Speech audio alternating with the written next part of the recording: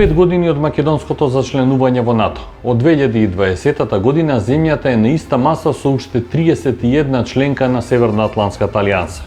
До зачленувањето дојде по потпишувањето на Преспанскиот договор со Грција. Но кои се реалните придобивки на безбедносен план од членството во НАТО? Професорот на Војната академија и офицер со воено и дипломатско искуство Методи Хаџијанев оценува дека членството кај дел од граѓаните носи спокој, во насока дека државата е дел од голема алијанса и со тоа е надмината психолошката бариера од можни безбедносни закани. Македонските војници имаат големо искуство во бројни мировни мисии на алијансата, но сепак предупредува дека мора да се промени сваќањето како треба да се развива одбраната и како да се искористат националните капацитети. Технологии, имаме наменска индустрија или имаме наменски професии.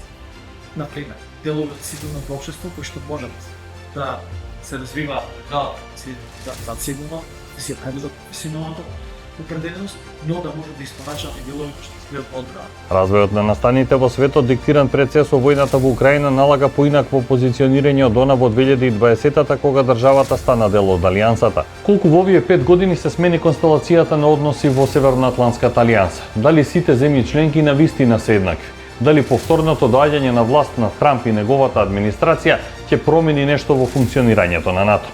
Дека се имаш сватливо така и видела доктринарни техники да бе мувала како на конце, односно реализирани годините.